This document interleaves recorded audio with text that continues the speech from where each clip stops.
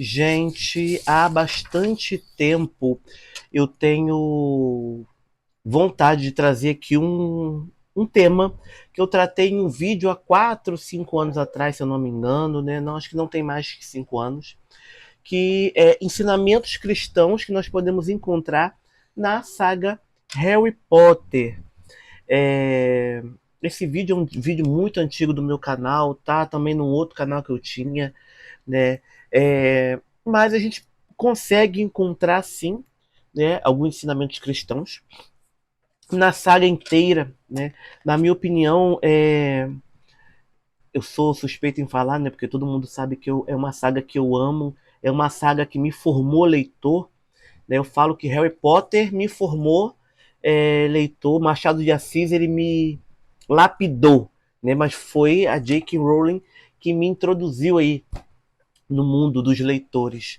E eu não poderia deixar de voltar a falar desse assunto. Eu queria repostar, na realidade, o vídeo que eu tinha postado há alguns anos, só que o vídeo está com uma qualidade muito ruim. Né? Naquela época eu não tinha, né, todo o suporte que eu tenho hoje, não tinha os equipamentos que eu tenho hoje de câmera, iluminação, computador, né? Nada que eu tenho hoje eu tinha naquela época. Era uma câmera digital, né? Não tá por aqui, mas era uma câmerazinha digital rosa, pequenininha, né? Que eu comecei aqui no YouTube. Então, assim, eu guardo ela com muito carinho até hoje, mas vamos ao assunto, né? É, para começar, né, para contextualizar, J.K. Rowling ela é britânica, ela nasce num contexto anglicano, ela mora algum tempo em Portugal. Portugal é um país muito católico. Você respira catolicismo, você respira cristianismo em Portugal, né? Inclusive foi Portugal quem cristianizou os povos nativos do Brasil e alguns povos africanos, inclusive parte da China foi cristianizada pelos portugueses. Então, assim, é um povo muito cristão, né? Não estou aqui para julgar as ações. Muitas pessoas vão falar, mas eles impuseram a cultura deles, a religião deles. Então estou aqui para falar disso, né? Mas não há como negar que Portugal difundiu o cristianismo aí, né? Pela, perdão, pela América, África e Ásia. Eu estou saindo aí de um resfriado, então me perdoem pelos pigarros, né? E revendo o outro vídeo falando desse mesmo assunto, eu também não estava bem naquele vídeo. Mas a história, o que vai nortear a história é a luta do bem contra o mal, né? Das trevas contra a luz, da luz contra as trevas. A gente vai ter aí uma pessoa que nós sabemos quem é, né? Que na história só no final, só no final que o nome é mencionado, mas no início, né, evitam falar esse nome ao máximo, né? Voldemort ou Lord Voldemort, ele é a figura que personifica o mal nessa história, nessa saga, né? Mas o que vai nortear, além dessa luta do bem contra o mal, é o amor. A gente vai ver que o amor entre pai e filho, mãe e filho, o amor entre amigos, né, vai nortear muito, vai aparecer em todos os livros, né? Quando a Hermione lá na Pedra Filosofal assume a culpa, né, pelo estrago que aconteceu no banheiro com a soltura do Trasgo e que o Rony, a Hermione e o Harry conseguem, né, contornar a situação, ela assume por amor a eles, né? A gente vê que os três eles vão criando um amor e uma afinidade tão grande que no final a gente vai ver que eles já sabem o que o outro quer, o que o outro está pensando, o que o outro vai sugerir. Quando o Harry consegue se apossar da varinha das varinhas, né, questionado ele o que vamos fazer, né? Mas esse o que vamos é porque eles já estavam tão entrosados um com o outro, né, que o Rony, a Hermione e ele praticamente tinham as mesmas ações no final da saga. Mas no início a gente fica tendo acesso ao que aconteceu com os pais do Harry, né? A mãe e o pai se sacrificam para que esse menino permaneça vivo, e é o sacrifício de sangue de sua mãe, o sacrifício de amor de sua mãe, é que vai fazer com que o mal não consiga tocá-lo, né? O Voldemort vai tentar atacar, tentar matar essa criança, e ele não consegue. Seu corpo é despedaçado, ele vira um espectro. Mas se a gente for ver a narrativa cristã, a fé cristã, há um sacrifício de amor, né? Um sacrifício de sangue por amor, né? Jesus, nosso Senhor Jesus Cristo, ele se sacrifica, e sacrifica o seu corpo, o seu sangue, ele dá o seu sangue. E a gente consegue ver isso também nos mártires, né?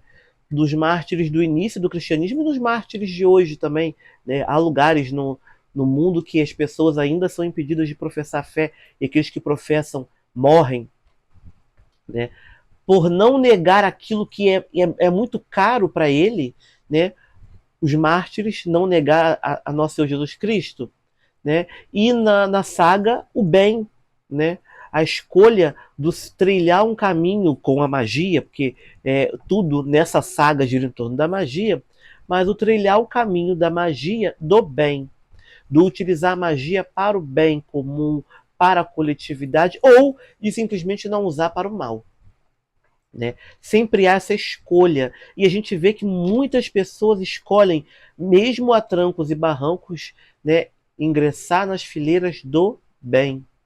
Então a gente pode comparar aí, né, esse sacrifício, o sacrifício maior, que foi o sacrifício do nosso Senhor Jesus Cristo, né, com o sacrifício da Lília, e o sacrifício dos mártires, com o sacrifício da própria Lília, como o sacrifício do Tiago e de tantos outros personagens dessa saga, que escolheram não ir para o caminho das trevas, que escolheram combater as trevas, doando a sua própria vida, derramando o seu próprio sangue, né? Alvo Dumbledore fez isso nas duas guerras bruxas, né? Muitos bruxos fizeram isso.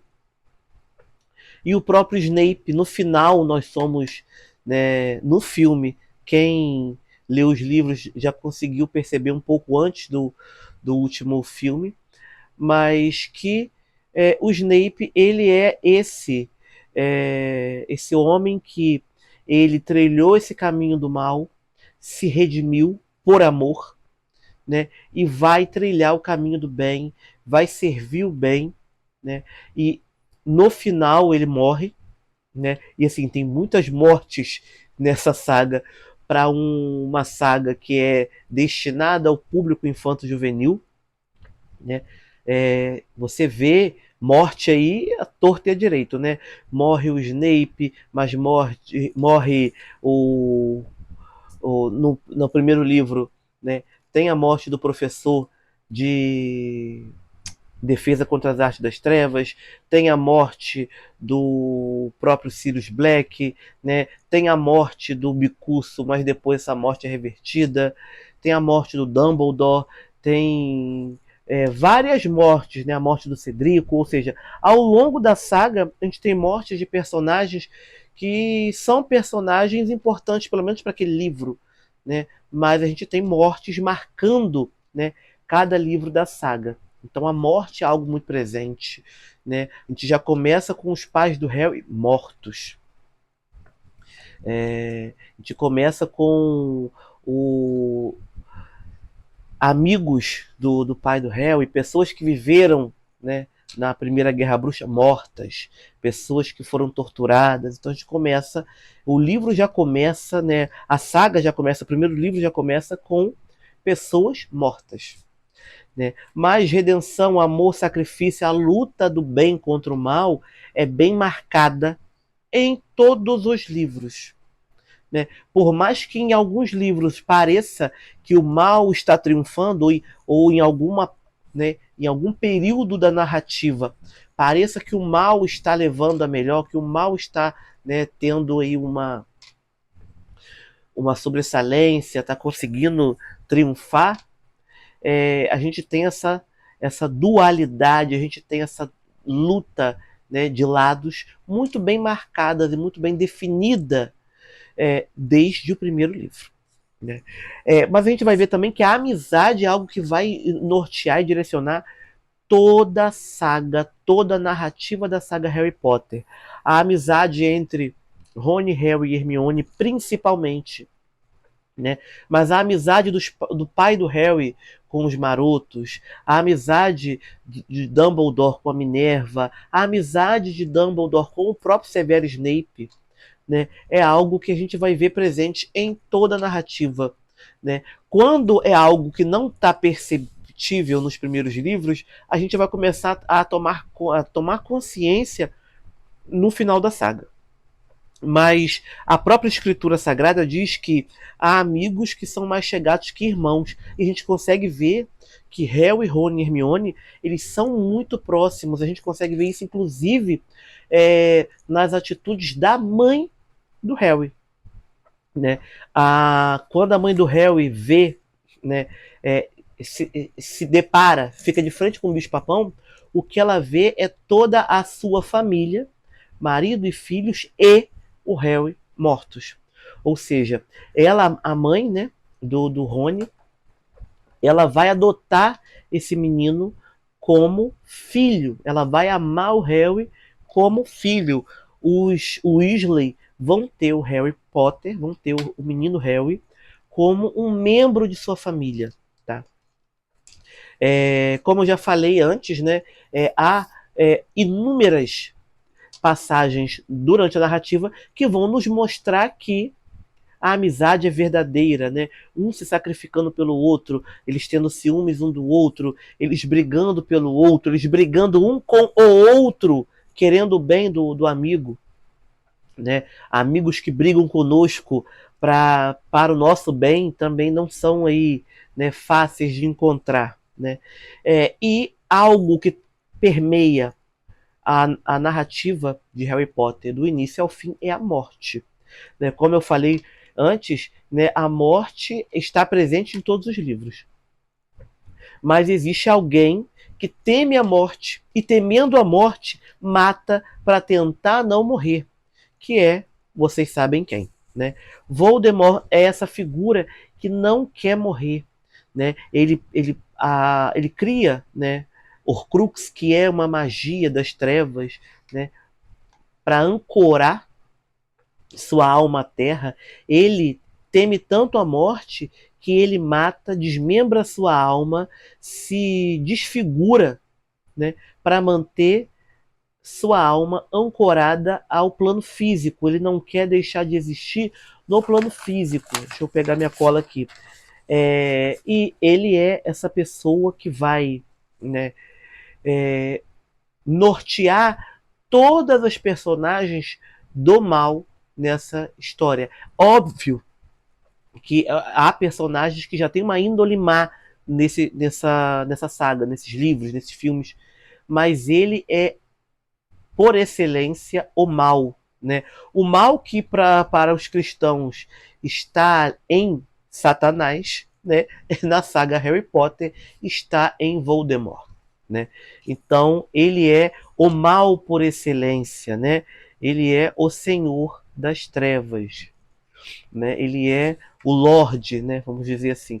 Ele é o Lorde das Trevas, é chamado de Lorde das Trevas na saga, né? Por isso, porque não se tem conhecimento no mundo bruxo de Harry Potter de alguém que tenha sido pior do que ele, de alguém que tenha feito mais mal do que ele.